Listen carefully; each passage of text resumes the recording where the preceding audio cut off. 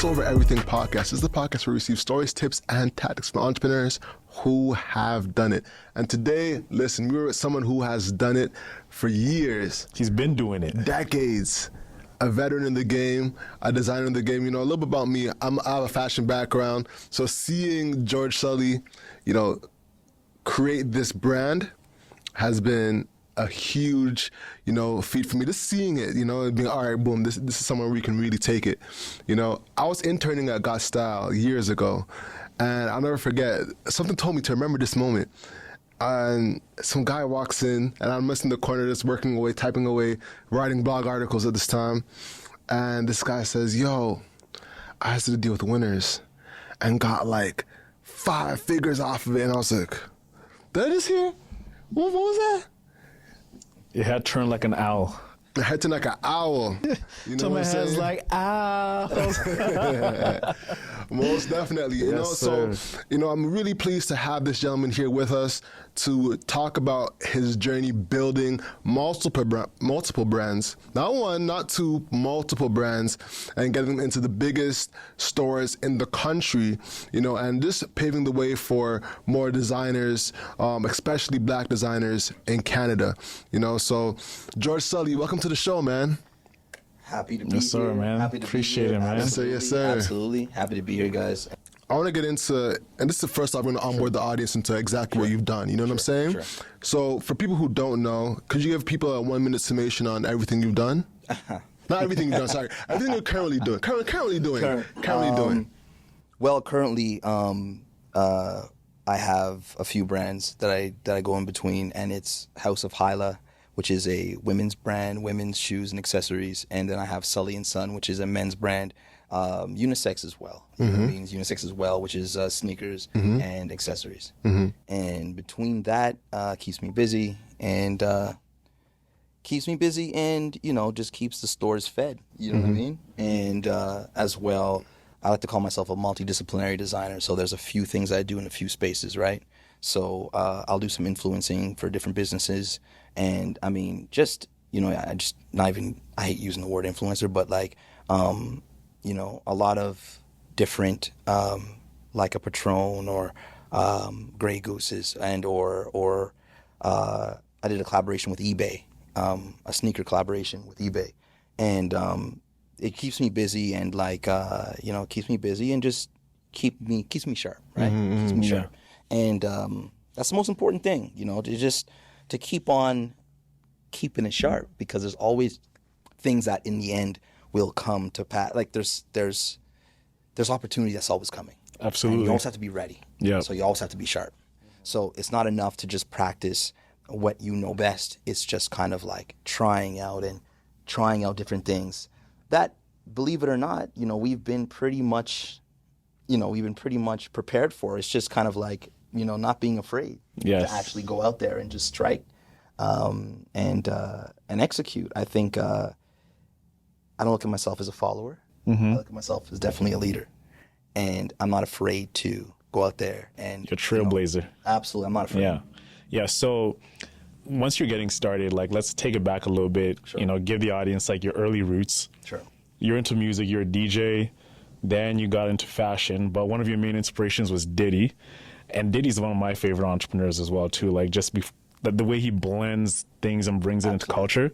What are some things that stick out to you that Diddy has done in his career that was just like, damn, well, you like, know what? This is what I want to do too. I think that, you know, where Diddy's concerned and where I kind of came to, because actually before DJing was just a little later, right? So first and foremost, it was producing. It's producing, Producing house and hip hop. I actually have, I'm like Forrest Gump. There's a lot of layers, but definitely I have records. I have production credits on, you know, like on a DL Incognito, you know, certain records and so on, Absolutely, so on and so forth. Yeah. But for me, it was just one of those things that, like, as the music progressed and as the music started to go, so did technology, and Napster came into play. I know this is throwing it back, and this is dating myself a long time, but Napster was the first system of taking music and taking it and streaming it for free. That was the platform. Even before LimeWire? Even before, well, I don't know. Maybe. I think we got to Napster first. LimeWire might have been there, Right? But we were on Napster Right. first, Right. and then Absolutely. LimeWire came, and Absolutely. we all moved to LimeWire after Absolutely. that. And not to say Yeah. that I was going to make it and become a multimillionaire in my music. I'm not saying that much. I'm just saying there was still the studios and there was still the money to pay, and there was like you weren't getting it for free. Like I remember producing records at Metalworks. Metalworks at the time was a state-of-the-art music studio in Mississauga, and like the motherboard, like the board went from this chair to the end of the room, like the board itself, like it was state-of-the-art, and we were paying this money, but we weren't seeing nothing come out of it already because we were just struggling artists. But then somebody coming in and say, hey, check this out, now it's just going to be for free. So personally for me, it's not like it hit 2 weeks later, but it was just the idea of where music was going and streaming in my brain. I'm like, you know what, I want to pivot, but now what do I do? And then there comes Diddy. There comes Diddy out of nowhere. Mr. Bad Boy. Mr. Bad Boy, Mr. Shiny Suit. You know what I mean? Coming and saying, hey, I love fashion, I love music, I'm going to just put it together. And I'm just like, that's dope, because guess what? I know all the community in hip hop. I know all the community in the house, and the drum and bass at the time was popping, and all the rave. Like I knew everybody, I knew all the players. So I said to myself, you know what? I'm gonna take my friends, and I've always dabbled in fashion. We all have, Yes. right? And just as Black people in general, we got that swag. We got that natural, got that flair. We got that natural flair. It's nothing for us to. It just oozes out of us. Absolutely, it's Yeah, not like yeah. it was. I had to like, you know what I mean? Like rocket science is kind of like, you know what? I like this type of mark. I like this type of logo branding on a shirt. Nice color, nice fit. We were doing that for everybody else, anyways. So then thinking something for yourself, it just came second nature. Yes. So I'm like, you know what? Let me put together, and this is where the first levels of me understanding marketing and putting it to work. Understanding it in theory, but then putting it to work practically. You have personalities, but they're city personalities, but they're still personalities, right? That have already raised the mark. This is before a network. But knowing that they've already had a network amongst themselves, so the network for this particular drum and bass or this house DJ, he had that going. You can go on the weekend and he'd play in front of 3,000 people, right, locally. But then you have this hip hop dude who's on national television with music videos and so on and so forth. So I just took all these characters and built a brand behind these characters, and I called it Limb Apparel. Limb Apparel is authentic street for all that is your extension. That means I would ask you a question, and what is important to you, and it's just as important as a ligament, as an arm, as your right arm. You'd be like, you know what? You know what I mean? My hosting, or my DJing, or you know what I mean? My swag. Then that's an extension of yourself. Hence, Limb Apparel, authentic street for all that is your extension. So then I cater to all demographics and all genres and things. So like I had the hip hop, I had rock and rollers, I had like everybody on this shit, and they wore it how they rocked it. And then so I was the first color. Like I'm the soldier boy of fucking. You're a pioneer. I'm the soldier bucket. I'm gonna say it right now. Yo, look, literally, because when I repeat these things, I realize I'm like I was alone. There was two black guys, and there was a couple of things. Yeah, what happened to two black guys, man? But see, the thing is that there's tragedy in everything, right? Yeah. There's tragedy in everything, and I look at those guys as pioneers. I watch them, but I'm just like, even then, I was always like, I could do this, you know? Like, if I had that platform, I would do this because they're going to get X'd off right here. And how old are you at this time? Oh, my God. I'd have to go into the paperwork, man. I'd have to go into the paperwork. Like early 20s? Early 20s. I think I would say early 20s. Because I was in Ottawa, then I moved to Toronto. I mean, I had a transition period. So maybe between 21 and 30 in that zone, I think. 20, it's something in that zone. 21 to 20. I'll get back to you guys so you can put it in the notes. But it was so dope to understand and to put it to action and to watch it on, at least on a litmus test scale, it work. Now, the thing is that it worked so well that you would assume that I'm going to be rich. What in particular was working? What was working is connecting to the community and sales through the community and being recognized through the community. Notice how I say community and not industry. Yes. It's two different things, right? And the thing is that, like, I had everyone. You know, Young Belly would come to my house at the time. I remember, because he's from Ottawa originally. Shout out to Belly. Shout out to Belly. Came to my crib, and it's just kind of like, I'm going to take over. And I'm just like, all right. You know what I'm saying? Okay, because, like, you know, Ottawa stick together. Exactly, all right. yeah. It's a tough crowd out there here in Toronto. It's a tough crowd. But these are things that, like, how can I explain? We had everything. I had Swiss Beats when I go to the States. I had Swiss Beats I have all the pictures. Wow. I have all the archives. I'm going to drop all this stuff now because I'm just like, we have to show the proof of what happened and why we weren't the industry now, not the community. Why the industry didn't pick this up. I was at all the Much Music Awards. You know, coming out of the limousine with me, Chocolare, and, what's my man? Cardinal? No, not Cardinal. It was just me, Chocolare, and Bishop Briganti. Just us three coming out the limousine and the red carpet and the mics coming up and da-da-da-da. I'm signing autographs. I don't know who they're just putting out their pens and I'm grabbing them. I'm signing, but they don't know who I am. Yeah. They think you're someone famous. They think they're someone famous. Yeah. But I was all in the right places. Yes. Doing all the right things. And then to add insult to injury, here comes Athlete's World. I got to a level where and I still look at Athlete's World as the first point of industry that mattered. So I always say that as a person of color, as a black man, and I was a kid, I was younger, it's really understanding what you have and who's willing to share it with you, because it's not our industry to walk into because it's promised to everybody, but really it's not ours. Because we would be given equal rights to the table, right? We're not. And the thing is that when you were a kid and you've done all the work, you've done everything you needed to do, that means you had celebrity. Fall Out Boy, Paris Hilton, the girl from 90210, what's that girl? Anyways, I just have the pictures of them supporting it.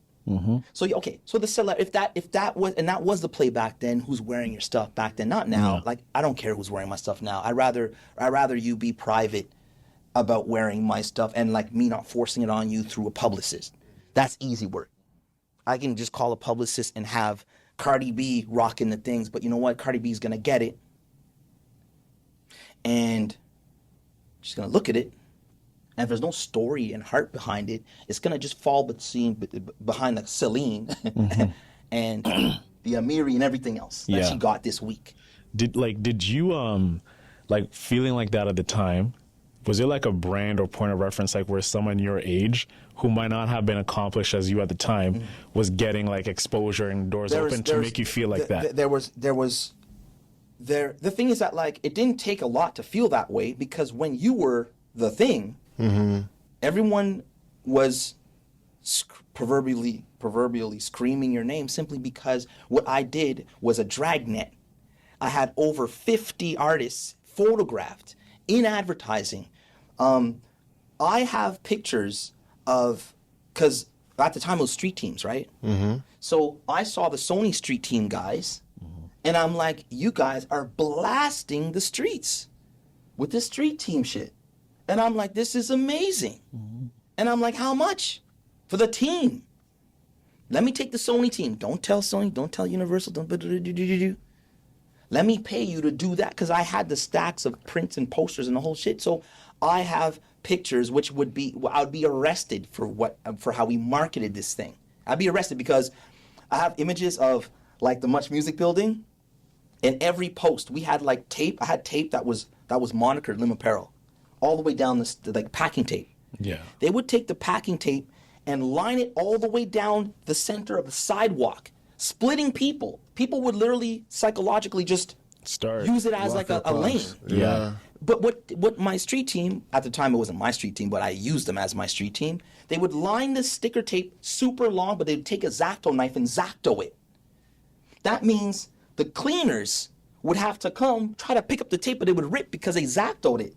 So you couldn't just peel it like off like okay guys, enough games, let me just clean this up. They couldn't, so they'd leave it there till it just wasted up in water and waste. They would do the exact same thing pole to pole. So they would take the tape and wrap it up, and then they would take the sticky side and put the posters on the thing, so there'd be like streamers. It's so great to have the pictures of this, because it excites me knowing that what I'm saying, you will be able to finally see it in a picture book, to be like, we were doing everything.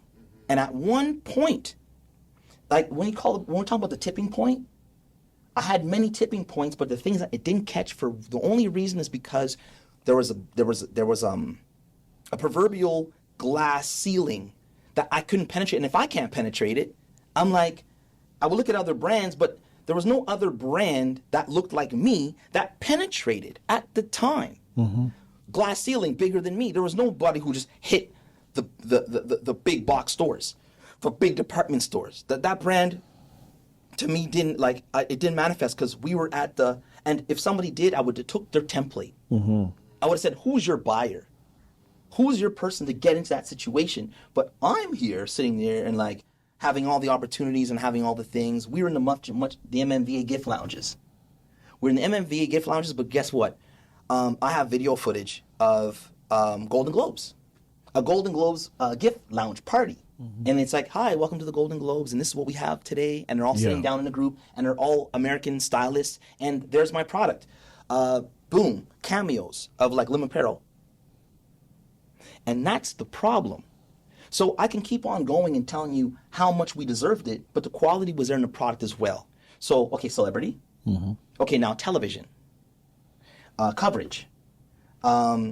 Celebrity and personalities local. So I had the local thing, the local love thing. I didn't like leave them behind, right? And so these are things that start manifesting. When you put that all together like one big ball of energy and say, then what happened? The only thing I needed left was support from not the community, the industry. And I didn't get it. And you can say we live in Canada and the whole thing, and you could just put it aside and say, okay, it's what it is, but you can't say it, because if you say it, that means it's out there, and if it's out there, the last smidgen of opportunity left will be taken from you, because they're waiting for you to blame it on them to say that it's racism, it's systemic racism. Because the minute it comes out of your mouth and you're one person, you get X'd out of the last. Oh, there it. So you said it, and because it's plausible denial, like there's more on this side than your one side, that means they're like, okay, see that guy? The best way to eliminate him is to just make a group and saying, oh, he's calling us racist, so nobody let him in. Yeah. Even though they weren't going to do that in the first place. But to get rid of the last guy, it's easy said, right? And that's why, fast forward all this time. Okay, so then, of course, Limb Apparel, right? I'm like, okay, I'm a tourist, right? So I'm telling you guys this story this way. But when I'm in my place and I'm growing and doing this business stuff, dude, I didn't do the cry for me and raise any. I said, you know what? I'm going to try something different. I'm going to do one, and it'll be bigger, and it'll be better, and we'll see. So, Limb Apparel, after Limb, I think it was Sully Wong. George Sully, Henry Wong. And as Limb Apparel was going, I had the connections.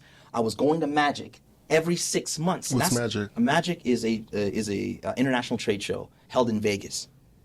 We were going to Vegas before anybody knew what that thing was in the thing, and Vegas was where everybody was. And like Diddy would be there. Like at the time, in those times, like we're talking about 2005, 2006, 2007. Magic had like the north section, and it was a floor that went on forever at this convention center, and it was every major hip hop brand you know and love at the time, and everybody was really there. So you know what I mean. Mark Echo was there at the Echo booth, and Diddy had like a 2-floor booth, but he was there at the top with doing the shiny suit dance, the whole thing. Well, Sean John was there Sean too. John, everybody was there. Like Dame, all these Dame, guys. like I got pictures with, you say Dame? Yeah. I have a picture of me and Dame just like, I'm like Kicking this. it. He kicking it head to head, like head to head. Like, it's just, you're going to laugh because I'm going to send you these things and you're going to laugh your head off because, you know, Will.i.am, Ray J, you know, like all these, like anybody who's doing anything. And Ray J, you know, started a long time ago, but he finally hit, right? He's been at this for a long time. But he's been at it for a long time. So I bring him up only because it's kind of like, there's people you can clown, but there's people that in the background have been fighting to get into position. And he's been fighting for a long time. And I know that because I was there at these times. There's a lot of us that was fighting. And even in those times, in those places, it's kind of like Diddy still had a glass ceiling. Do you understand me? Because if you're thinking like, oh, but George is just, maybe it's just you and not everybody else. But when you look at different levels, Diddy wasn't being let into fashion shows. He said, you know what, at one point, you know what, my money is just going to out black me. I'm going to make, I'm going to like almost kind of sun people in places that you cannot go. You know what, I'm going to just force myself and force them. Brute force To give me that front row seat beside Anna Wintour. And I don't, you know, hell or high water, you guys don't want me here, but check this out. I have so much money now that I'm going to put myself here just to lay face, because guess what? He really belonged there like I belonged in department stores because I was ready for it and I was able to factor my orders like anybody's ready to do anything that has excellence or has the might and or the volume and or the production and or anything. You belong where you need to be to do what you do. And I say that it's deserving because it's just the right thing to do, to put somebody not ahead of anybody but in place to I use race. I use like a race, like a track race. We don't need any advancement. We just need to line up and give them an opportunity to race with everybody else. It's based off merit. It's based off merit, whether I win or lose, but let me do that. And I'm not a charity case. I don't need the charity, but I need to be able to give me a slot. I'm deserving of, like Diddy was deserving of a slot. And it gets to a point when it's just kind of like, George, who was your mentor? Who was your mentors? They ask me. It's hard. Because it sucks, because it reminds us as black men that my mentor still has a glass ceiling. He's still called a nigger. He's still not let in. He still doesn't get his food, even though you know he's eating at the best places. It seems that his food always comes cold. What type of fucking mentor is that? Like, what do we have for mentors? All of our mentors are stuck in the same situation as us. They just have a little bit more money, so they can get a seat maybe at a front row beside Anna Wintour, but not the full fucking show. So what are they protecting? Are they like protecting the fabric of what fashion is supposed to be, like just white? Or because what it seems like, if you're coming in the industry, it should be based on, I produce good work, you celebrate my work, but even if you produce good work, it's just like you don't even matter, you're relevant. So what are they protecting here? Good question. What's the face that they're protecting? Good question. I think it's becoming more idiotic the more it's thought of. What were you protecting? You're making more money giving people chances. Yes. Opening the floor to everyone makes you more money. So really it's ignorance, and really it's just being afraid of the unknown. Yeah. What happens when you let Tiger in, when the whole time in golf, not forgetting marginalized, just literally not let in because you're black, you can't come in, or you're a Jew, or you're a woman. And he's dominating. And he's dominating. So you understand, if you look at history, slavery, black men, strength, who are you going to go for? Who are you going to have do the work? Well, that guy is 6 foot, you know what I mean? 300 pounds muscle. And we have to do two things. We have to get that guy to convince him to work for us, but at the same time, we have to mentally break him to make him understand that he's this small, even though he's this big. And this is what they've been doing to us all of this time. So then we go back to your question, and your question is, hey, why? Well, it's fear. It's fear because if Tiger Woods gets let in, and they see him from the outside of what he's doing, if they let him in, what happens? If they let Jackie Robins in, what happens? If they let in, and we can go on forever. Because every single time they let us in, we've dominated and we've showed our excellence. Should you be afraid? Yes. But is it fair? Yes. Because it's going to only help you get better or get on a level and compete. Mm-hmm. But you shouldn't shun me only because I know how to run. Breaking my leg is only going to make my leg stronger in the end. I'm going to come back and beat you anyways. Mm-hmm. Any color, anybody, any person on any level. So it's an unfortunate thing, but you have to let us in even though you're afraid of what might happen. But you know when you tell a baby no, you tell a child no, what's going to happen? You say no, don't touch. No, don't touch. No, don't touch. They want to touch. Yeah. So it's kind of like you say, don't let them in. It's going to build up. Mm-hmm.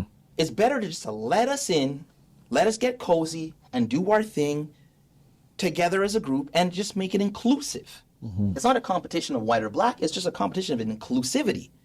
There's gold, silver, and bronze, right? In competitions, white or black.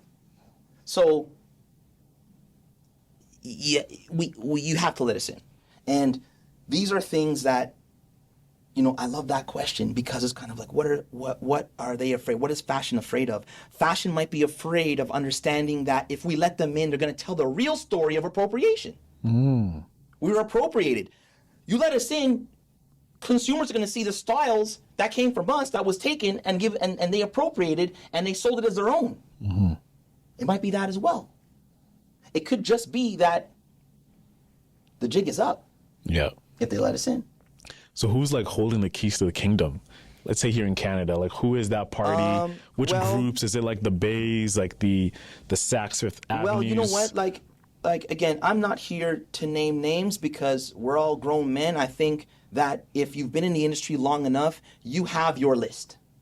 You have your group of people that you're like, Okay, well, from what George is saying, yeah, I did notice that, when I presented in front of a buyer, that they were looking at something completely else, or they're looking at their phones, or they're doing something, or something. You will have that in you. I'm just having, this is what coming from my experience. And my experience says that the keys are everyone's holding a little bit of the keys, everybody. Press, stylists, photographers, wholesalers, retail stores. Everyone's holding their own keys. And everybody uses their doors differently. Some open up to a door to a little opportunity. Some give you a big opportunity. Some just leave it completely closed because they just don't want anything to do with you. Mm-hmm. They just don't want it. And so if a person of color doesn't get any press, the press doesn't come for them because the press already has their list of who they're going to go to. And it doesn't matter what they create because in my experience, if you create a t-shirt, if I create a t-shirt with one like a red bar across it, doesn't say Supreme, but just a red bar across it. And if I look the part, that red bar is going to look like art. It's a little prestige. It's going to look prestige. If I do it, man, why don't you put some more thing into it? It's just a red bar. If you come back, we might have budget for your red bar, but this season, I'm sorry, we can't take it. And you go away. When that happens to us as black designers over and over again, you start at your 20, then you're 25, and when you're 27, your red bar turns into leather goods. It turns into Italian made. It turns into the stitching and the leather and the microfibers, all these things, all the quality, the laces, the wax laces, everything you asked for, the Margome soles. And it's still not enough. And now you're 27. You were 21 and you were doing dope shit. Now you're 27. Now, the thing is that for my experience, I'm a Taurus, I keep going. I'm talking for myself now. Personally, for myself, I've always lived good life. I've always made good money simply because no matter what you do to hold somebody like my personality down, I figure out a way. Mm-hmm. Excellence shines through any box, through any hole. it shines. And just those beams of light that was coming out of a dark box trying to lock me in, like I'm some hero trying to get out the, trying to get the thing. This energy has always just kept me fed enough because even a smidgen of my light made this much money. Good enough. Is that right though? It ain't right. That means I'm working twice as hard, 3 times as hard for the same result somebody else, the same opportunity of privilege gets. It's not fair. And anybody listening to me right now, understand that wherever level that they are, they get a chance to see what fair looks like, because now there's a clear difference after Canada has admitted to systemic racism and ownership of racism, and they've accepted this. Now a designer says, and now it's out in the open, and we're having these discussions now out in the open. What happens is now the designer can be like, or goes to a buyer and whatever, and can look at them in the face and be like, well, from what George says, it looks like I did my checklist. And I have the right product, and I have the right look. My lookbooks are up to date. My Excel sheets, my line sheets are up to date. Everything is tight. I look good, smell good, and my product is shining like a diamond, and it's comparable to what you have in your store, but better. And if you're not let in at the time, and you're in on season, at the time you're at the meeting where they have flush budget, and you don't get in, at least you have a something as a marker to say, okay, now this is post after everything has happened, opportunities are here, and you could ask them why and what and get a real explanation, because before they didn't give you one, they didn't have to. You're just one little island, and the minute they let you out that door, nobody knows what happened, and nobody cares because they don't have to care. They could just whittle away. Now they have to care. Yeah. Even though they might not even want to buy you. But the thing is that if you are prepared and you have your line sheets and you have your product, it's all cellophane wrapped and ready to go, then whether they want it or not, they're taking it. It's who's left, who's prepared. This is what hurts, because there's a lot of brands. I'm fine. Hey, look, I'm giving you guys a song and sad story, but I'm fine. It's the brands and the people that are me that didn't have enough money left to wait for the cows or the pigs to fly and the fat lady sing or whatever, they like, for this to happen, for COVID and George Floyd and violence and police brutality to all happen in a time, in a vacuum where it blows up everything and blows up the spot. There's so many brands that were so close. They were holding on for 10 years, nothing happening, but all the best product, runway ready, modern contemporary, sexy, and they just couldn't wait that long because they didn't know it was coming. And what about those brands? They're owed. They are owed, man. Like it's like a Canadian call it a Canadian reparations, or call it whatever you like to call it. They are owed something because we were promised equality. So when you're given, or when you're not given the same opportunities, but you're spending the same money. We're talking about children, mothers, designers. We're talking about fathers. We're talking about families. Like at first, you had all the time in the world because you're coupled up and you have no children, and you have a brand, and you got the money you needed. And you're going hard. You're going as hard as you can in that pocket of time when that's your pocket. That's your tipping point. Going back to what I was saying. That's your tipping point. Black people, we have our own rules of tipping points. We have to have a few. Where in the book, the tipping point is the end and the beginning. It's the apex. It's the I did this, and then this happens. Yes. But for us, you do this, and then nothing, and you're mind fucked because you're like, it can only leave you PTSD when you're older. And like the thing is, you're excelling each and every single time for years. For years. Man, that can like really mess you up. It like can really. You get like, am I fraud? Yeah, absolutely. Absolutely. And speaking on imposter syndrome, personally for myself, it's the opposite. I fucking always known I belonged in a room. You know you're a G. I've always known. Yeah.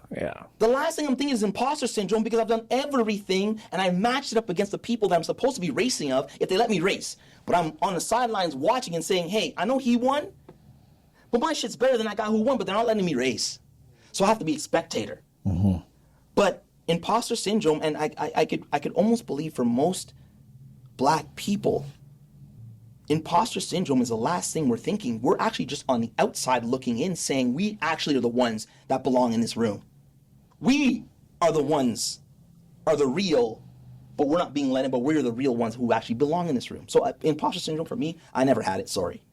I never felt it, I think in a bone in my body, because I haven't had a square job or worked for somebody else since I was 18 years old. And I have all the cars, I have the homes, I have the things, I have the toys, I have all these things. And I have all these things with my arms tied behind my back. That's what I can do with my arms tied behind my back. So if you let me remove that strain, then what happens? Tiger Woods. I'm a Tiger Woods your industry. We will Tiger Woods your industry, but you know what? There are others. That's the thing. When you get used to Tiger Woods, you understand that, you know what? He'll have his bad day, and then somebody else can ding. He's not going to be forever, and or it's up and down. He hasn't even reached his own goals of his marked things that he wants to reach. His greatness. His greatness that he wants to reach. There's space for everybody is what I'm trying to say. I'm not trying to say, if you let us in, we're going to take over. Ha, ha, ha, ha, ha. And black, we're going to quote everything. It's just, you know what? Get used to it. We're human. We're here. We're on the same planet. We share the same space. Give us the fairness. Give us the fairness and just let us, because I'm sorry, if I got big arms, well, you got really big arms, you know what I'm saying? Alex is the biggest here. He's hitting the gym the hardest. Yeah, Alex, you got arms. Like, This is Jamaican blood. yeah, it's Jamaican blood to me. It's one of those things that, like, don't bad me because of my look. Don't bad me because I'm fresh and my swag is there. Don't bad me for that, and don't be afraid of that. We're only going to help you excel because you've appropriated our badness, our swagness, and how we do. Because you knew that was the source. That's the source. So you took that source and you ran with it. So you know who you're afraid of. You're afraid of the truth? Man, we can get deep. Anyway, next question. Let's get back into Sully Wong. I feel like that was where you kind of deviated from your story. Right. So Sully Wong. So this was, knowing everything and doing everything right once again. And this was a sneaker brand. Sorry, this is a sneaker brand. And if you go on my Instagram, Sully and Son Co., the Instagram, I've kept a lot of Sully Wong stuff up there, the sneakers, because it's excellent. And it's something that, I now have. I need a pair of those, by the way. Yeah, the Sully, the brand is no longer, but again, the spirit is there because my design runs all the way through it. I've kept my design slick and. That's what I was saying. Like, I just want a pair. This to be like, I got the one pair. Like, oh man! You know what I'm saying? If there's any more. I have a few, but that's the collectors. That's just in case. If I could eBay them, and save me from the streets. Yeah, I feel like NFT joint type of thing. Right. I got you. But yeah, go ahead. But definitely, Sully Wong was another tipping point where it got stupid. It got stupid because. I remember telling my business partner at the time, Henry, he's my brother, right? He's my brother. And I remember we started in like a 5x7 locker. 5x7, right? Smaller than a jail cell. And 3 boxes of inventory. We had like literally 3 boxes stacked on top of each other because it was literally a cube, right? And I said, Henry, take this picture. Like, let's take a picture. To kind of show, it's the early days. Yeah. Because I've always had foresight. I'm like, this is hot, man. So it's going to blow. So let's take a picture to commemorate this. Let's do a cheers up. He's like, hells no. He's like, because Henry's is like, no, 3 boxes, you know what I mean? Like, hells no. So I said, you know what, bro? You take a picture of me then. And I sat proudly beside my 3 boxes. Literally, bro, three boxes, 26 inch by, 15 inch, 3 boxes of inventory. I leaned on it, the gangster lean. I said, show the whole, don't even cut it. Show the whole little locker. So he took that picture. 3 years later, we were in a 70,000 square foot space. And I said, see, bro, I said, you want to take a picture of us now? Oh, he was happy to take that picture that time because I was able to show independently of anybody from the picture of 5x7 to 70,000 square foot space. Did we have the whole space? No. We had our lane though. And it was a fulfillment center that, you know, people worked for us at the film center. You didn't need staff because that's your staff. I mean, that's your business model, right? Fulfillment center, they take care of everything. Picking, packing and everything. Shipping, logistics, all of it. And this is my foresight. Because I knew that with what I've known in my experience, it's kind of like you can't stop excellence. It doesn't matter how it manifests itself, you can't stop it. And I'm just like, I'm teaching this thing over and over again. I'm running clinics independently for myself, just to prove it to myself, but at the same time to prove it to the industry, because the consumers were always there. That's how we got there. From people buying our shit, despite not having all the press, despite not having all the things, but again, we're in all the right places. And of course, respect to Hudson's Bay, because Hudson's Bay was the first, many years before it was cool to pick up a brand, they were the first to say, we go to the buyer's meeting, and I remember the buyer's name, her name's Amy Beach. That was our first buyer. And now I deal with over 15 buyers from the same Hudson's Bay. But the first buyer, we walked in there and we laid out our shoes, sick ass leather, all the quality, everything, Margome soles, leather, thing. We even had leather lace. Here we go. I was the first to have leather laces, like they're microfiber, but it had the leather look. And at the trade show, and then Timberland guys came, they asked us for the laces, we refused it. They took as many pictures as they could, and then they knocked us off. Timberland brand, just saying. Anyways, I'll see you when I see you. I was like, okay. Like, I don't care, I don't care. And you can keep that in there, you know what I mean? Find me, you know what I mean? Find me, you can find me. Come to T.O. and find me. You can come to T.O. and find me. And that was the thing. It's just we're talking about the growth of Sully Wong. You know what I'm saying? Right. So then Hudson's Bay, and so it's, laid out the stuff, and she's just like, that, and that. And we looked at each other and we're like, damn, it's that easy. It's that easy to make $100,000. Just that, and that. She didn't look at it. We were so surprised, like, we didn't know what happened, because we're like, we were so, there was so much, how do I say, weight on us, and there was so much being closed doors, and there was so much of these things that happened to us that, like you said, hey, it's kind of like, we know that we belonged in a room, but when we actually got in the room and saw how easy it was when you're actually let in the room, one said, yeah, we are the shit for real, but then at the same time, you're pissed because you're like, you understand that you always should have belonged in the room in the first place. That's the fucking problem. That's where it hurts, because we've always belonged in the room no matter what. Find me. Mm-hmm. Find me. Find the brand. Like, find us. And boom, boom, boom, boom. I'll take 600 of those, 1,000 of those. I think the order was like 4,000 units. Wow. Our first order from Hudson's Bay, like 4,000 units. So these are like 4,000 pairs of shoes. 4,000 pairs of shoes. Wow. 4,000 pairs of shoes. And like going to the shoes, right? Let's get deeper into that. Yeah. How do you like describe your design philosophy? Like, because when you look at different pairs of shoes, there's like an aesthetic. Yeah.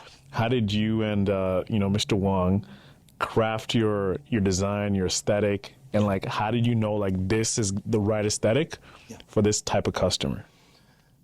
I think at the time I was personally balancing between the magazine. We'll talk about the magazine. We got that thing. Another tipping point. Mm-hmm.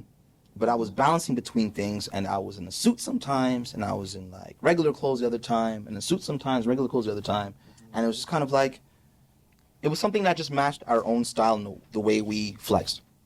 Henry, same thing. You know what I mean? Like he had a really slick style to himself, and we were very, very just simple lines, something you could dress up and dress down, and no trends, no gold lockets. No straps, fucking things. The gold. You had a pair of gold locket shoes, right? Fur, fur in there. Talking about the Buscemi's? Buscemi's, I think. Yeah. Because when I started as designing when I was young, I just naturally thought you did the graphics, you did the photography, you did the videography, you made the shoe, you did, like, dumb me for thinking that anybody else outside of my house, because it comes from my family. We're all creatives, right? My mother was a seamstress. She was a caterer. She was a painter. And my father was a jewelry designer, a jewelry maker. And my brother was an illustrator. My sister was a voiceover artist. My brother Al, a writer, furniture maker. Bro, I'm growing up I grew up in a life. I just watched all types of shit happen in front of me, and I'm just like, thanks, man. I'm getting all these traits and all these disciplines. And I'm thinking, when I broke my bike, I fixed it. When I broke my thing, I just took wood and I took my dad's tools and thing. Listen, you grow up thinking that everybody is like you. So you're like, oh man, you have a shoe line? So the way you're looking at it is you're looking at it a certain way. The way I'm looking at it, I'm looking at Buscemi or anybody saying, holy shit. I'm naive though, right? It's just I didn't know. And it's just kind of like, oh yeah, you can go, like, forget Alibaba, but I'll use that as an example. You can go to Alibaba, get a blank, and put your logo on it. It doesn't matter what the fuck experience you have, because guess what? At DC, the designers are over there in a building this tall, and the guys who do the photography is over there, and the guys who do production, and the guys who do just a sampling, and the guys who do this. Dude, there's so many fucking dudes and women and things and people around the building doing all types of shit. You're working there. You could be working the mail. You could be working the front door. You could be working office. There's so many things. So having that as an experience, and again, I'm not going for any sake. I personally can't care. Any person can't give a shit for me. Yeah. But I'm just saying it's kind of like understanding there's so many facets to this game when it's done on a massive scale. So then being inspired from DC and then doing his own line is doing I don't have to do anything because I worked at DC. So I know that there's this guy to do that, that guy to do that, that guy to do that, and that guy to do that. It's the same thing like, now that I'm grown, I know that Beyonce doesn't do her fucking clothing line. I know she doesn't. I'm grown now. I get it. You're an artist. You have stylists. You have photographers. You have the designer herself. She walks in the room and she goes, I design all these things. What do you like? We'll put your name on it because you're Beyonce. And Beyonce goes, boom, boom, boom, boom. Thank you very much. Just stamp Ivy Park on that. Absolutely. And that's the way it works. So I'm not surprised, or you brought J's up as well, like Jordans and all that other stuff. When you're in manufacturing, you realize they're not made by unicorns. You realize when there's a hit of 100 sneakers that kids are lining up for, they just do another 100 in different cities and different Taiping and Vietnam and da-da-da. There's a kid lining up for 100 pairs of sneakers. They multiply them. There's not 100 in the world. There's 100 on your block. And Nike does this because the kids still believe that it's the unicorn thing. But I'm in manufacturing. They're made at $7 a piece. And then they're sold. And then the margins and things. And because they're making thousands and thousands of units. Could they make one-offs? Of course. Could I make a one-off? Absolutely. But I know in between Vietnam and Indonesia and China where Nike gets their product made. There's some, like anybody who's making shoes past 10 years will have at least one item of what you're making for yourself, and Nike uses the same factory. I use the same factory as Nike. That I don't talk that way because it's nothing.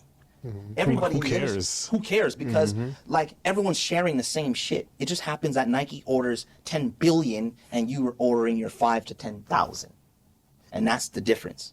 Like when I see like a drop or thing, I chuckle a little bit because I'm like, I know that there's these dudes that are sitting in a high tower that don't even wear the product, doing the ha ha ha ha ha, and punch that down to the guys that look like you, that do all the work at Nike, and get none of the credit, and get none of nothing. And the drop happens, and a whole thing of culture is made up like it's ours. But if you look at the top 6 executives at Nike, they don't look like you, my brother. Nope. They don't look like you. They don't look like you either. Just after June 2020, they peppered. Because I remember I took a screen grab. When this was all happening, I took a screen grab because I'm like, they're coming for Nike.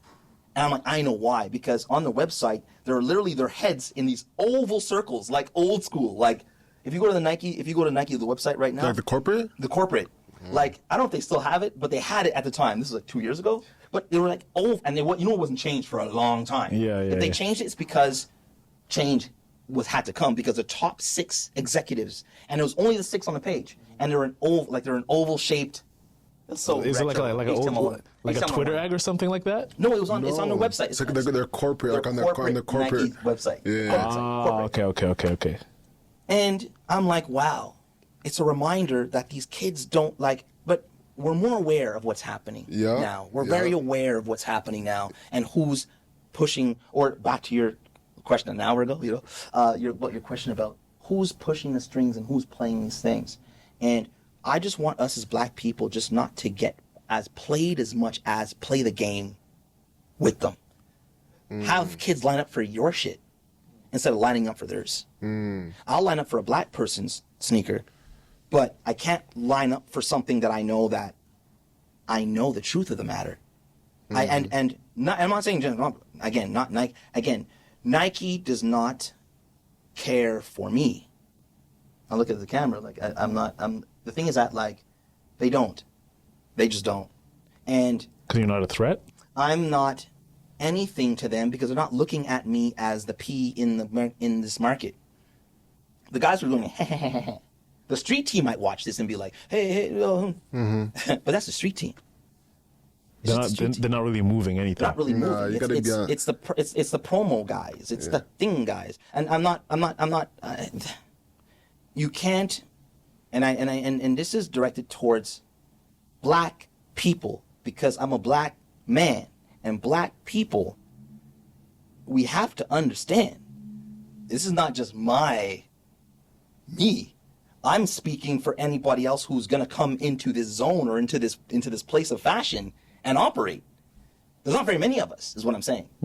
So the people that love me and the companies that have come and shared their wealth with me are part of a change that has happened over, like, I've been working for 20 years and operating on the lawn.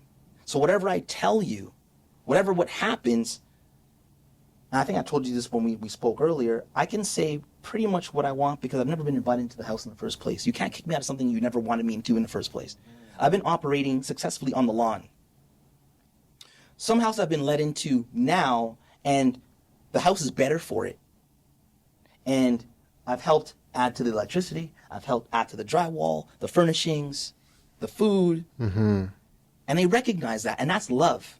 So this interviews and any interviews or any podcast that I do, I want to say that there is more than light at the end of the fucking tunnel because it's been a fucking tunnel of complete darkness for a long time. There is light. There needs to be more light. There needs to be more of us doing more things and being ready for the opportunities that are coming. But let's not get it twisted. I'm an adult. So I can't look at lining up at a store thinking that we have to be smarter and thinking like, what is this? Who's getting me here? The marketing, the this, the that. Where's the heartbeat behind what is happening here? Because they've already used you and appropriated your energy and your juice. They've taken from our culture and remixed it and put it into everything else. You know what I mean? Like, and that's just the crux of it. Like, we say Jordans, but like Jordan couldn't care for, like, God bless his heart. Jordan's Jordan. God bless his heart. He's like, fuck them kids. Yeah, fuck the kids. You know, like, Jordan, God bless his heart, but fuck the kids. So if you have Jordan who's at the helm of this brand that you're lining up for, and he's saying fuck the kids, well, if he's saying fuck the kids, goddamn the people in the building. Fuck them kids. Are just saying, thank God, so we don't have, like, he down there, and he's saying that he's cool. Yeah, our job's done. Our job is done. Yeah. So I was gonna just to finish, just be aware and be empowered that what you produce now will see the light. It will see the light. You will have your opportunity to present, at least to present. The rest is up to them to accept you into something that, and they'll be better for when they do. For the designers that are listening, looking to get into retail stores, what are some of the tripwire that you came across that you could warn them not to trip against? I would say that, just be prepared. There's no really, like, it's getting actually the meeting. It's getting the buyer's meeting. It's getting the opportunity to present your brand, right? And I'm talking about department stores and all that other stuff. And like, the world is changing, right? A lot of online stuff like that, and so on and so forth. And they say department stores are dying, but like, yeah, go to the mall. Does it look like it's dying to you?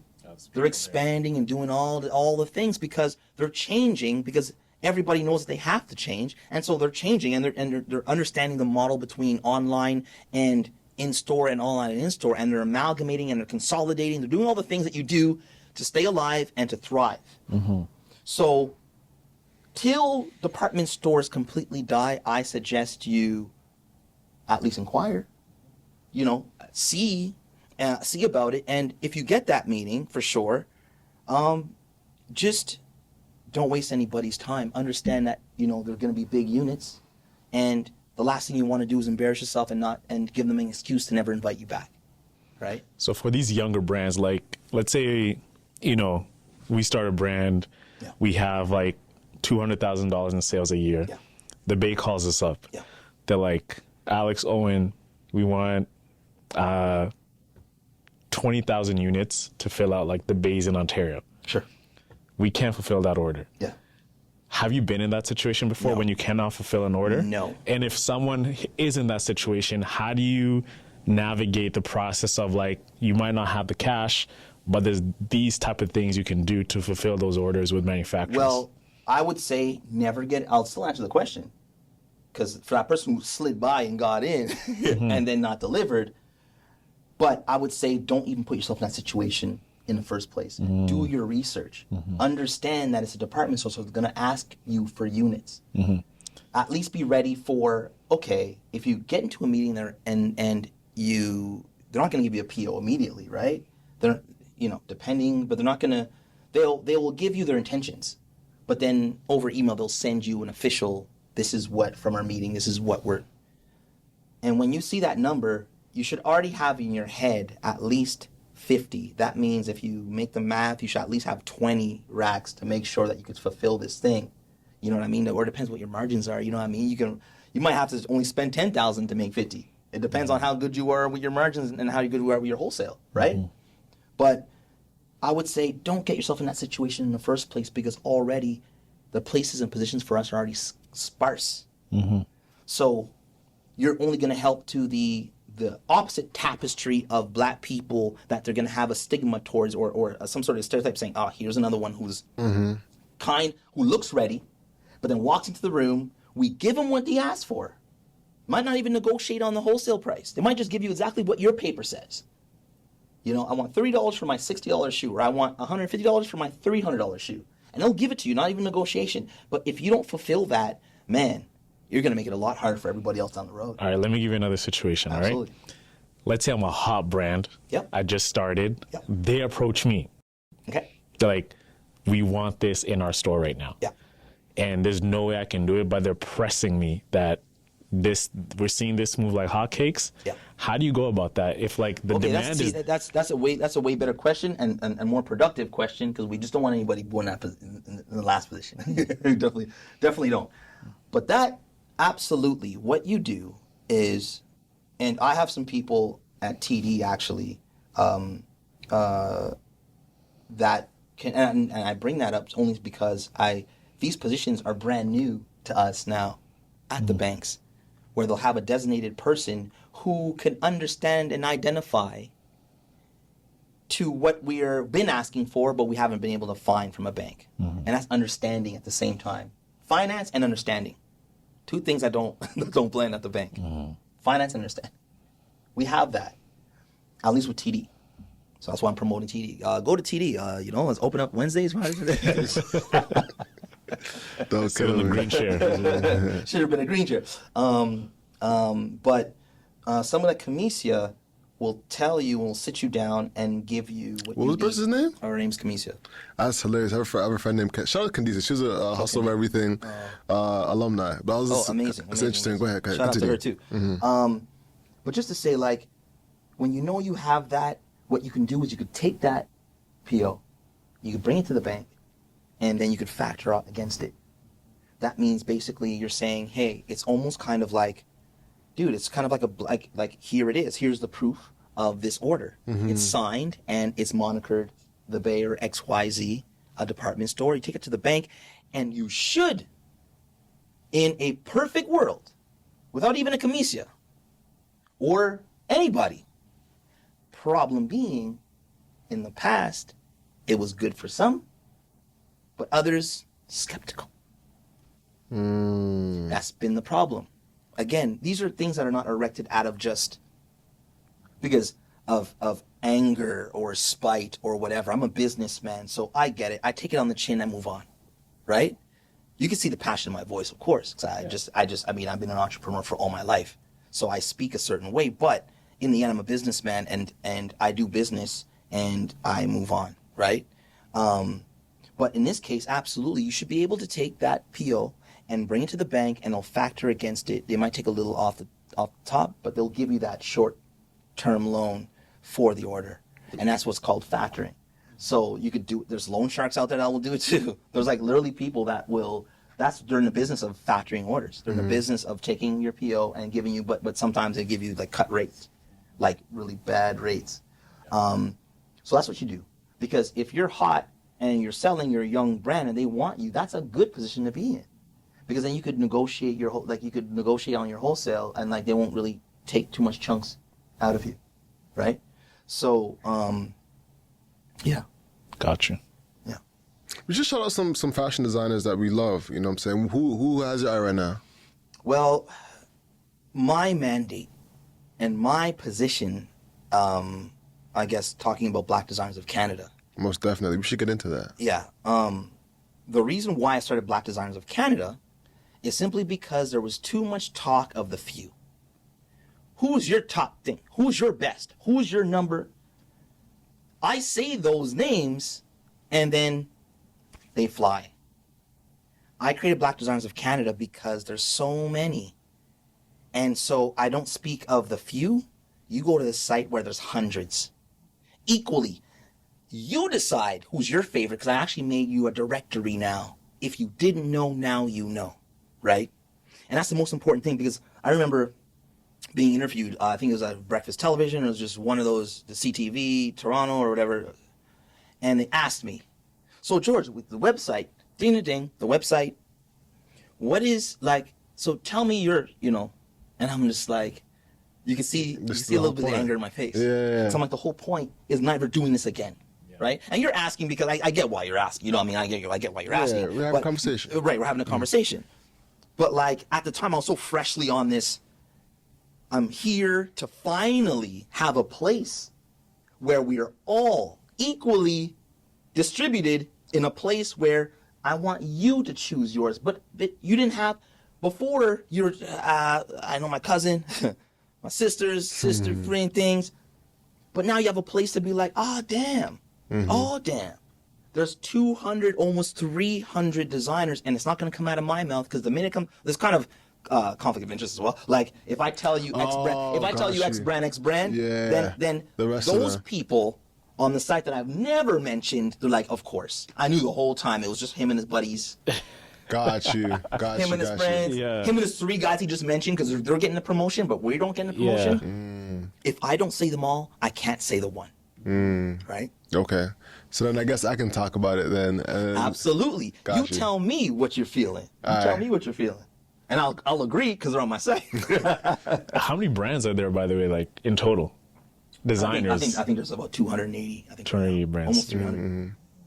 So one of them that's on there is Atelier New Regime. Oh, yeah. Out of Montreal. Yeah. You love that brand. You rock that brand I like rock crazy. it. Av Bravado is the guy, and his brand is called Who Decides War, out of New York. Super high end, but it's like really edgy. It's fire. Yeah, it's fire. He actually worked with Virgil Abloh. He worked with Visu. Yeah. So shout out to Who Decides War. Shout out to Av Bravado. You know what I'm saying? See, that excites me. Yeah. Because we're talking about a brand that's there, that we could reference. Yeah. So people at home, I never Well, they go to blackdesigners.canada.com and reference it. Yeah. And then see 200 more. You might know 50. You might know less, or you might know more. But you don't know all 280. No, you don't. So, like, you can get started and just enjoy the discovery seeing black process. people. It's like Excellence, Wikipedia. Black excellence. You go like down that rabbit hole. Absolutely, Yeah. and it's an amazing thing that you would think that was already there for us. You think that it would be done from our own community leaders, people. I show up and I do it in like 2 months' time on pretty much my own money and donations from GoFundMe. You know what I mean? No grants, no governments, no red tape. Just something that needed to be done so we can be uplifted. And I look at it as I was one person before.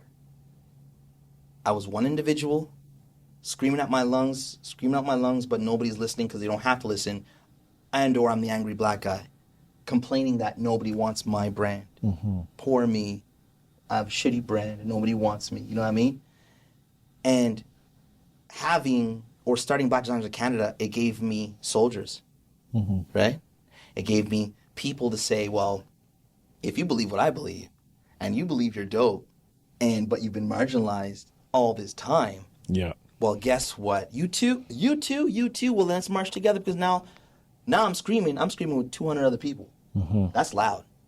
And I famously say now on all my podcast interviews that we broke what it is of what fashion was. We broke that in half.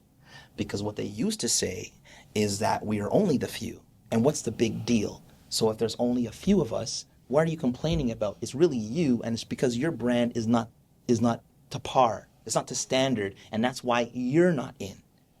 And then I turn around and say, okay, maybe you're right, but let me just see how many really we are, because I know we're more than 10 of what you're saying. And surprise, surprise, we're by the hundreds, and we're the thousands, to be honest. It's just they haven't found me yet, or they haven't found the site yet. Yeah. And they're doing whatever they're doing, and that's okay. You will find us because you'll understand that the people on the site right now, they're getting picked up by movies, they're getting photography jobs, they're getting pulled with stylists, they're getting into stores. You got 15% pledge. Shout out to Aurora James. Started the 15% pledge, and the pledge is basically saying that we're deserving, if we are 15% of the commerce, of the actual money coming in, then we should at least have 15% on the shelf of Black or BIPOC brands. Let's talk about like recognition from like our industry standpoint. Sure. You got recognized a few times like by like the major awards. Does Black Designer of Canada have like its own awards recognition side of things? Yes, we do, and that's a great question. This is gonna be 3 hour long, Yeah. but that's okay. I know, and I'm sorry, guys, but it's gonna be long. No, you guys can cut it down. Actually, but my thing is that yes, we do, and I had to make a statement, a strong statement, because already making Black Designers of Canada was a statement in itself. But then I'm like, well, if there's a couple of award shows that we have in this country, and we're, it is what it is. It's like a peppered designer here or there will win something. I'm like, I created some sort of a ripple, like a ripple, because it's kind of like it was easy to select the few before. But here, George comes with his bright ideas and uncovers 300 more. And now what do? Because there's an influx, and we can't blame it, and we can't say that they're like all athleisure and they're all like jogging pants. There's people that needed to be recognized over years. So I decided, I said, you know what? I'm going to dish out, like, at the time there's 180 designers. I gave out like 140 awards. So shout out to Gareth Seltzer. He helped in helping me materialize and manifest the awards.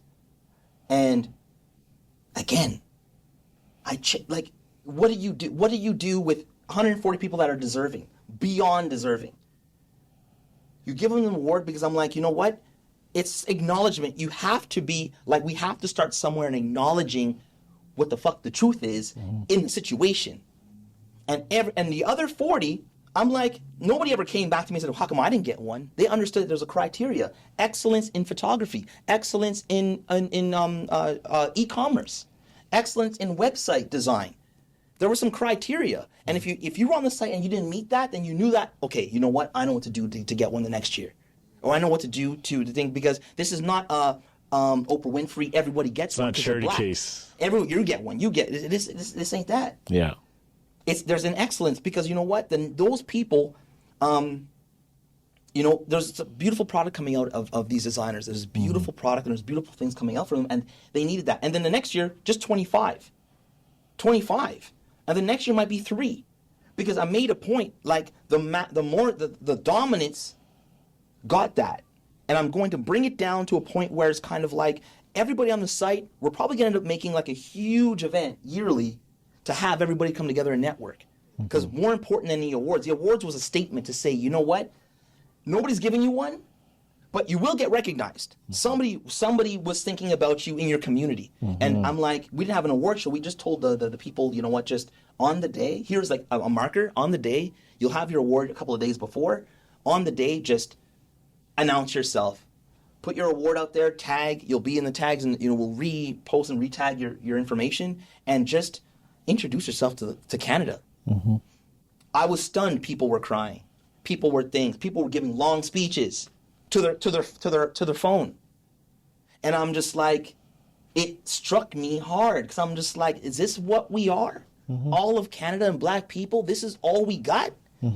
This is what I'm a designer. I have a lot to do. I work really hard, and how am I doing this with my own money, my own financing, my own thing, to hold a whole community on my back? It's another story. Another story about certain gatekeepers in the Black community. Grants and all that other stuff, the government and all that other stuff. I just wonder, where was everybody? Where is everybody still till today? And I'll keep giving like, anybody who comes to the site who's brand new, I'm still looking at them and saying, you know what? I want to make sure that they feel some sort of acknowledgement if they're deserving of, and because the next thing is not just giving them something, it's putting them in a position of power and presenting them to opportunities that I've already had, right? I'm already doing it. I've already done it. Yeah. I'm turning companies into $5,000 a week, a month, to $100,000 a PO. I'm doing it. So it ain't just talk. I'm making it happen. But how did you feel like when you got the wave of support, attention during the George Floyd death period, like where you were actually getting like that attention? Before you weren't, but now, oh my God, George Sully. Absolutely. Talk about that. It's great, obviously. At the same time, you realize you're in a position where they put you in front as some sort of a spokes or talking for. So, you have to hold your PTSD till after the interview. You know what I mean? You have to be poised. Yeah, shout out to T-Rex. Absolutely. Yeah. Absolutely.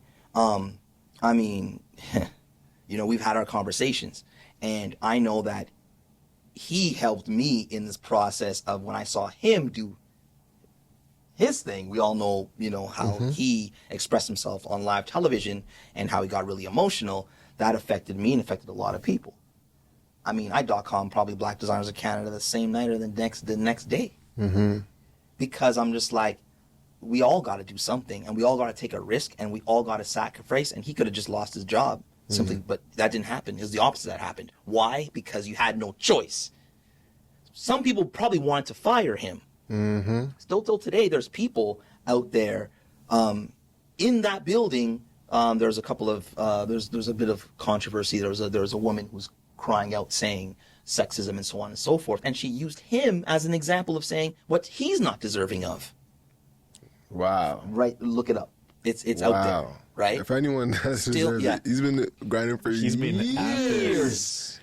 What? Deserving. That's nuts. Deserving. And this is in the papers. This is in the papers. It made big news because, blonde, white woman, blonde, the whole thing, and poor me. And then she used him as an example of how Oh man, she used some really choice words in the papers, like Globe and Mail, in the papers of how she talked about him. Was this during like the Sasha Exeter thing, like when she was getting? This is weeks. This is like about a month, 2 months ago. Oh, so it's fresh. It's fresh. Wow.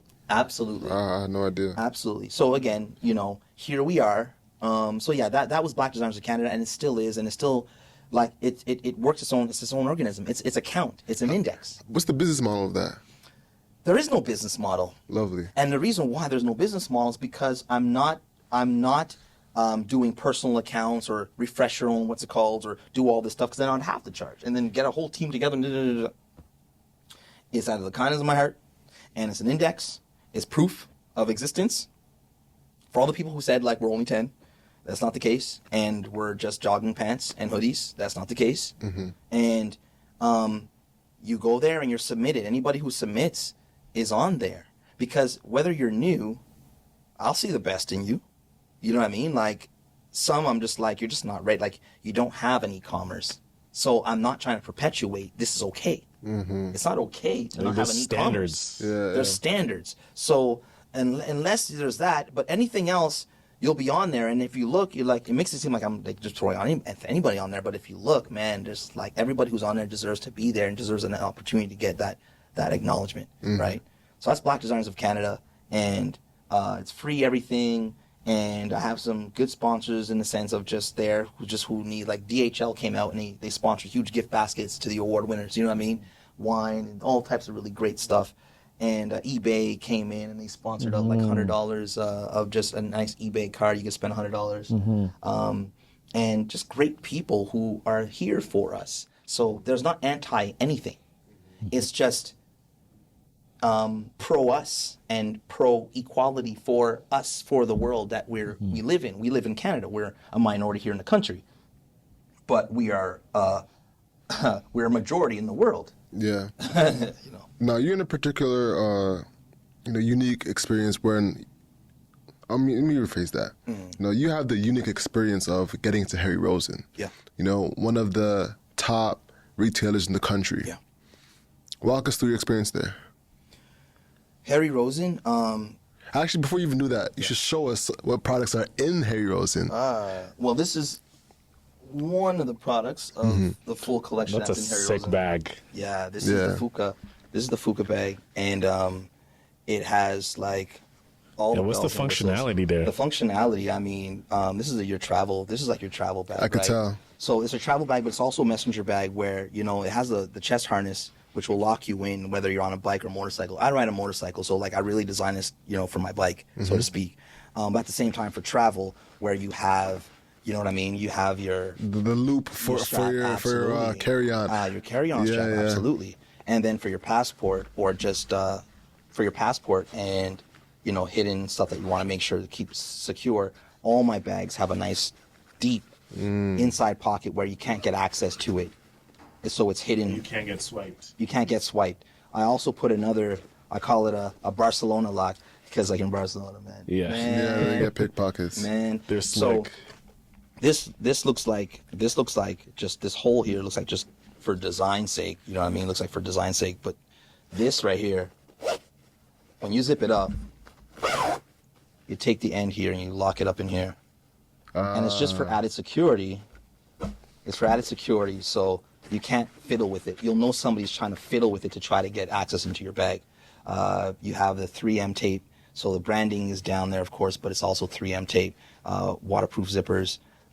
There's exterior. This kind of, I call it. Let's open it up here first. It's kind of a bladder. You know what I mean? It's really cool. Is there a laptop case in there? Like Absolutely. Laptop sleeve? So that's. Oh yeah. Before that, there's also. I always put my passport actually up here. Because when you're going in and out of the airport. You just want to quickly grab it. Quick grab. But to what you were saying, absolutely. You have your laptop enclosure as well. Okay. You have another zip enclosure here. What's really cool with this is it also has a USB port.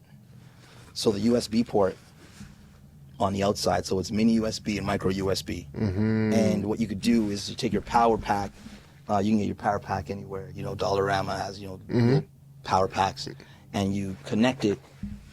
It has the connectors here. Oh, it comes with like a wire? Absolutely, it has a connector. So you could just plug it in one time. Yeah. And Yeah, just have hold it. on a second. Yeah.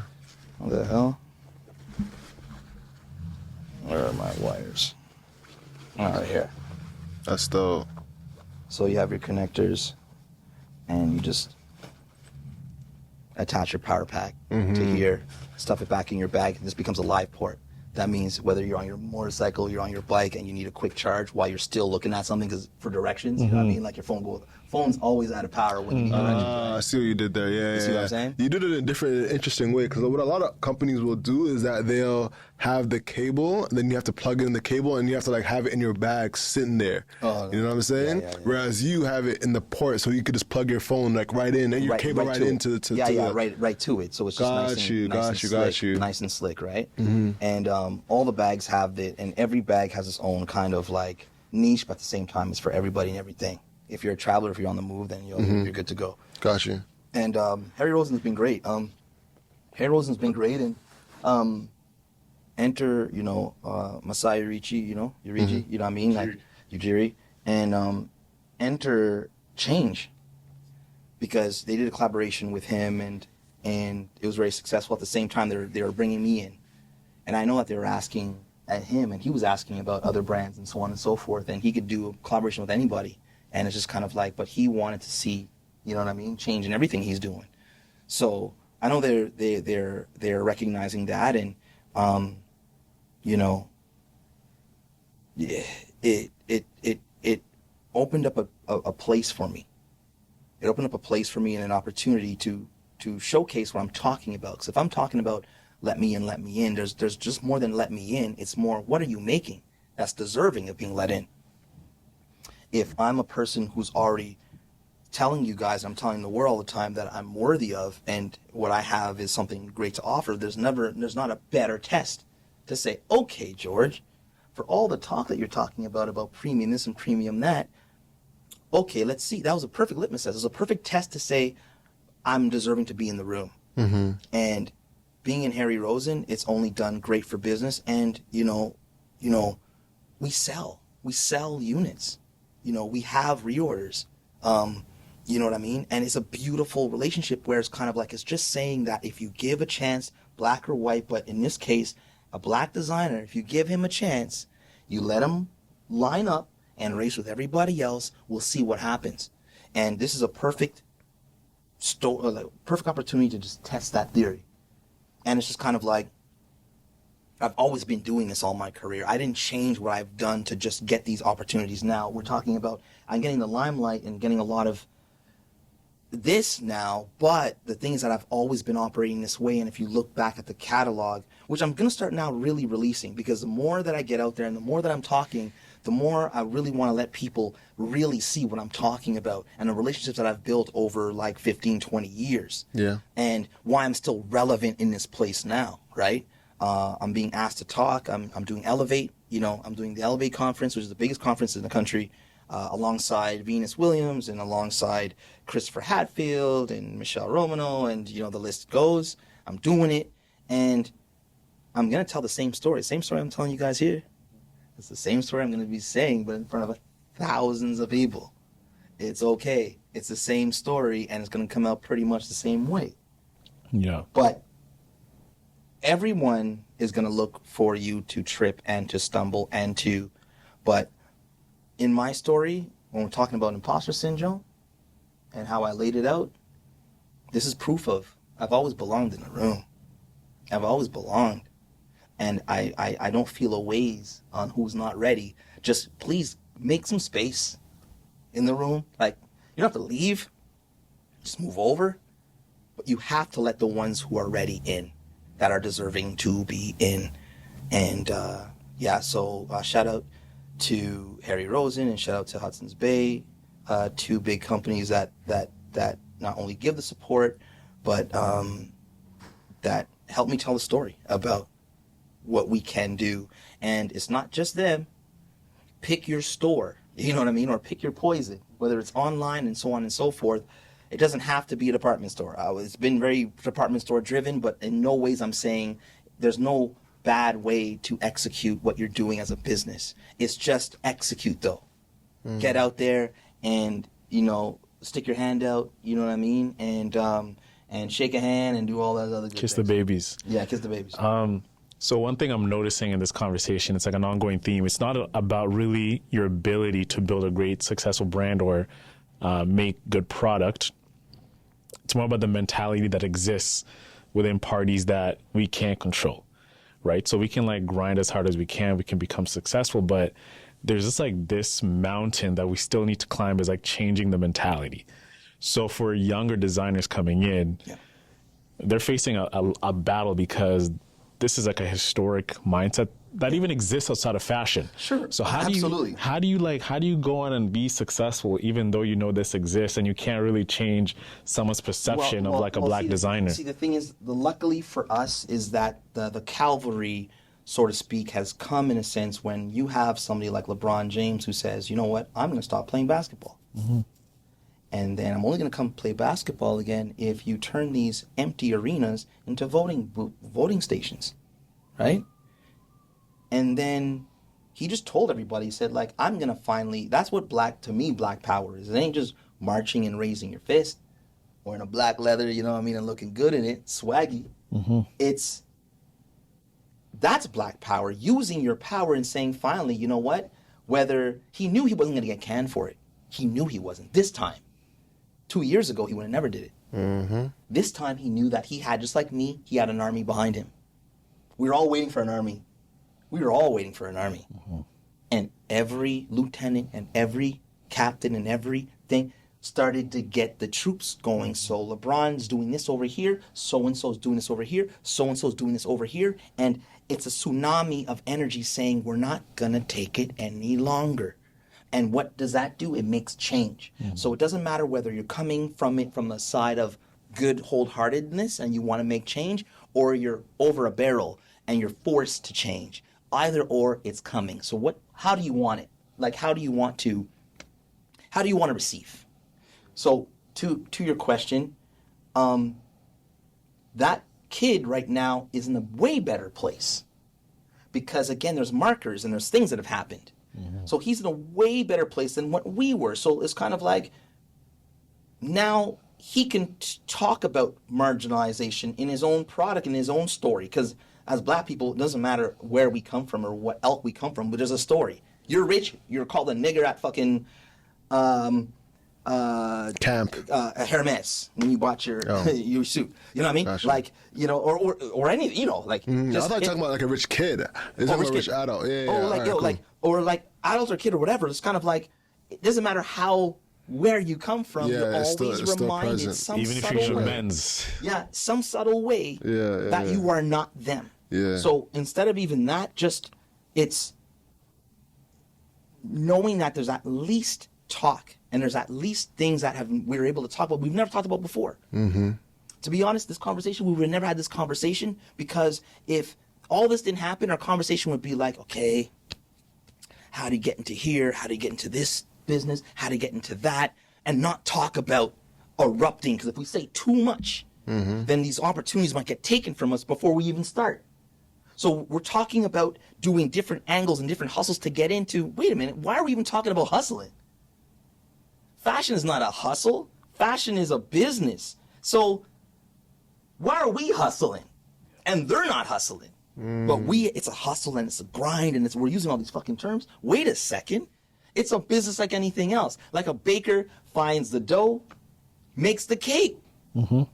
You have the brand, go to the store, they buy, they churns, we continue like everybody else. And listen, fashion, white or black, is super hard in Canada. Let me get that out right out the gate. Why? White is hard, black is hard, because we're 30 million in a country where in the States to the States is 400 plus million. So we have, the state of California has 30 million, that's our whole country in one state. That means you could throw a pebble across a room and make money in America, in your zone, in your pocket. You become a multi-millionaire, billionaire in your corner of the world in America. In Canada, there's 30 million of us, and then you break it down into demographics and age and everything else. What do we have, 2 million left? And then 500,000 just want it for free. Another 500,000 wants to just go to your party and drink for free. The other ones, like you break it down to like you have 750,000 left for you to split between every other brand trying to make it. It's rough. It's tough. So to say that it's not hard for everybody, but could you imagine if it's hard for everybody, how hard it is for us, knowing that systemic racism exists? And now they've admitted to it. So now it's kind of like it's out of the room. So we could talk about this now because they've admitted to it. Because if they didn't admit to it, we'd have a different conversation. Because we're like, I don't know, but George, I don't know. Like, I haven't heard anybody say racism. I get racism, but I haven't heard anybody really come out and admit to it. And we are nicer in Canada. Yeah. We're so nice, and we say thank you a lot. So George, like, what's up with that? Like, we're so nice. We're better than America. Until they admitted to it. And it's like, oh shit. Nigger, being called nigger means just the same, and it hurts just the same that being called a nigger in Kansas than being called a nigger in Ottawa. It's the same feeling you get in your heart. Yeah. It doesn't matter. So what are we talking about? Right? So to that kid, I say like, yo, man, sky is the limit. I can tell you for the first time, I said this on my speech, for the first time I actually believe it. Because you can actually reach somewhere, and when you reach maybe you reach a glass ceiling, you feel like, hey, wait a second, Sully said I can keep going. Mm-hmm. Make a little bit of a scream about it. They'll open it up. They'll be reminded that you will shut down basketball, that you will do these certain things and all of a sudden, it's opened up again. Because the industry, the monster, the machine that we keep on talking about, they're watching and they just don't want to get canceled. So you know what? Let them through, man. Like, there's too much things happening in the building today. I see some fire at the bottom. Let them through. And then, surprise, surprise, they're better for it. Do you feel like sometimes it could be like performative on their side? I say I don't care. When does it start? When does it end? When does it begin? So when do we begin? So the first corporation that finally says, you know what, we've shut out minorities and BIPOC, anything, LGBTQ community, everybody for so long, and then finally they get a hint. Oh man, you know, these black squares are going on Instagram, like these little cubes are manifesting on Instagram, and you know, everything change is coming. Holy shit, what do we do? Okay, the first one is always gonna look performative. It's what we do when we get in to show them our excellence, because once excellence hits the table, you're gonna want more of it. And eventually, the more we are, the more we make change in that building, the more we get more people into the building, and the more we change things. You cannot bring gasoline to the table when you're finally invited to it. Guess what? We made the table in the first place. We just haven't been invited to it, but I ain't burning my table. I helped make that. My mom helped put the miter in the fucking legs.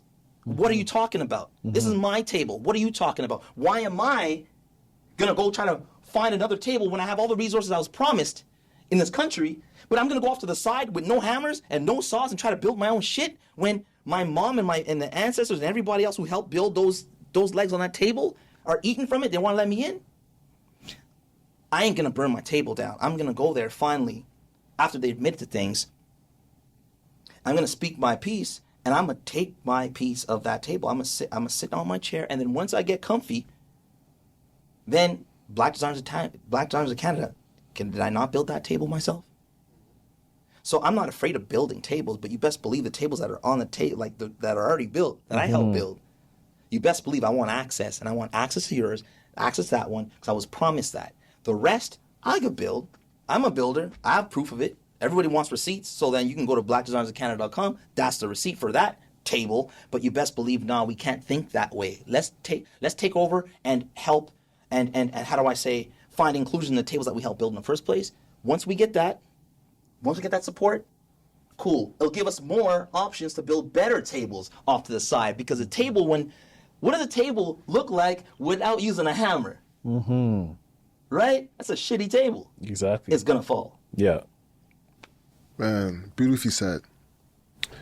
To your earlier self, if you were to give some advice to your earlier self, what would that be? And we was wrapping up after this question. Yes. My earlier self, you know what sucks? It's like mentors. It's like black mentors. What do you say to your earlier self when you had it all, that you had everything you needed. But the only thing you couldn't change is the fact that the country didn't want your business and didn't know how to celebrate success that looked like you. What do you do then? I would tell my younger self, like, dude, I'm sorry, you don't know this, but you're going to work your ass off, and it doesn't matter what you do. There's a system put in place to keep you out. I'm sorry. Okay, I tell my younger self, okay, build a Black Designers of Canada, or fight the power, or I know you can't do that because my younger self had to wait till my older self to find change. Now, real change in a sense where admitting to it, right? And that's the problem with that question. But I love that question and answering it because I've been asked it before, and I'm just like, I love answering for people at home to understand that it's just kind of like there's things that you can do and there's other things that you can't control. You can't control systemic racism. Do you think that would motivate him to keep going, or that would motivate him to stop, though? No, they don't have to because that change is already there. You're talking about my younger self. My younger self is just kind of like, my younger self, I put myself back in a time when systemic racism was prevalent and it was deep, and you didn't know where to look because, again, it was so like carbon monoxide. We were suffering, but nobody else could see, smell, or see what was happening to us. That's what systemic racism is. It's a hidden prejudice. It's a hidden thing. So I'd rather be in Georgia and be called a nigger in Alabama because that guy's not a coward. He's calling me a nigger knowing that I'm going to punch him in the face. He's expecting something. But in Canada, the problem is that racism is hidden in the opportunity. So when you don't get the opportunity, you're left saying, maybe it was me. I'm not sure.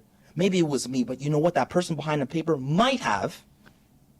I've already gotten a call from upstairs saying, this is the type of brands we want, or this is the type of look, or this is the type of athlete we're looking for, or this is the type of basketball player we're looking for at this moment. And then it gets passed on to that person who's trying to give you the opportunity, and they look at your name. Have you guys seen that, what they, even in Toronto, what they were doing about rental apartments? No, what happened? Like, it's a lot. It just goes deep, but it's just kind of like our good friend Donald Trump's family used to do. When renting rental apartments, just go through the names. Ahmed Mahar, nope. It was easy. Yeah. And then they would just label the no, kind of like here's the pile, but you know what the labels mean and the things and the little codes mean. They were doing that in Toronto, but everyone's like, oh, that only happens in the States. No, they've been doing it, and that's systemic racism. It's just hidden in the opportunities. So whether how we live or where we work and all these other things, so it's just kind of like. That's my younger self that I'm talking to. I'm talking to my younger self where it was, but this person here listens to this and says, okay, well, he's talking about his younger self, but now he's talking about his older self and where there's change. So my son not going to have a clue what I'm talking about. He's 3. By the time he's old, his class is going to look like him, just a brown. It's just going to be brown. Nobody knows what looks like. The minority is going to be like the kid, like the 1 or 2 white kids left, Ambiguous looking. The ambiguous looking. They're all gonna be ambiguous looking. My son, you don't know whether he's Spanish, whether he's this. He's Persian and Haitian. But you won't get that. You would never get that. You say, oh, he's everything because you could take your pick. But that's what the world is looking. By the time he gets old, he's not gonna understand what black and white. He's gonna be like, what are you talking about? Racism? What? You couldn't get into where? You couldn't do what? You know, the thing is, 2040. There's a thing called Code 2040 started by Tristan Walker from Bevel. You know the brand Bevel. So he started like a whole initiative about that. Like where in year 2040, that's how people are gonna look like. I don't doubt it. It's just the truth of the matter because the demographics and the age and the ages and then people are just doing their thing. So yeah, like it's a great question, and it's just kind of like I'd like to answer it nice and deep so people to understand. It's just kind of like sometimes your younger self didn't need anything. Damn, he didn't need anything. My younger self, in this case, he just didn't. And the only thing I can do is speak my truth, but then thank God I have the receipts, because like if I couldn't reference anything I was saying, it'd be a fucking saga story, man. It'd be like a saga, like a TV movie, but like just at the end, it's kind of based on a kind of true story. Yeah. Like this is just true story, but I got It the might be receipts. true. Yeah, it might be true. Yeah. And ding. But I have the receipts for it, and I can't wait to share it with you guys because there's a lot.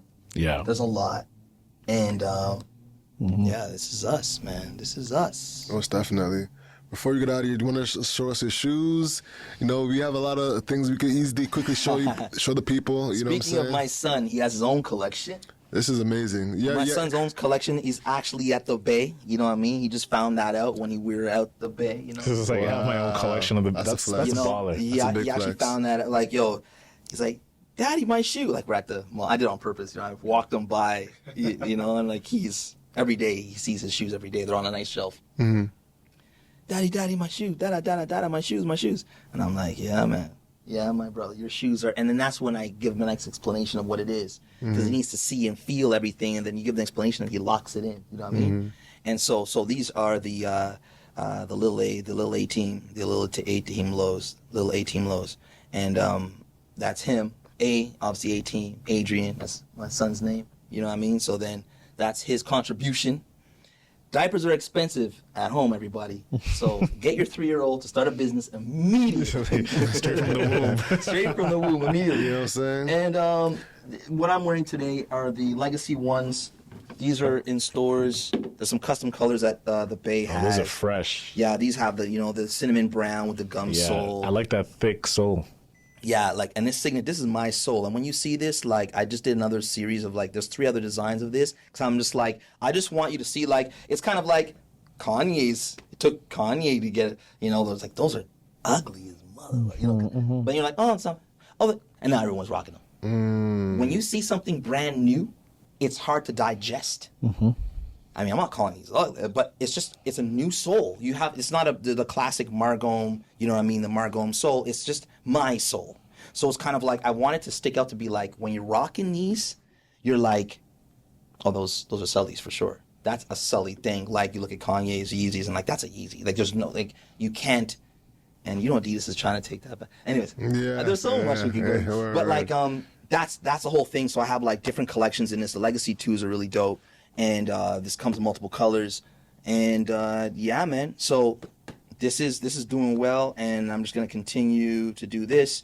And I have new kids come in. I have high tops come in. I have just a lot of crazy stuff coming in the shoe space. Dope. Yeah. What's up? With that being said, ladies and gentlemen, that wraps up the podcast.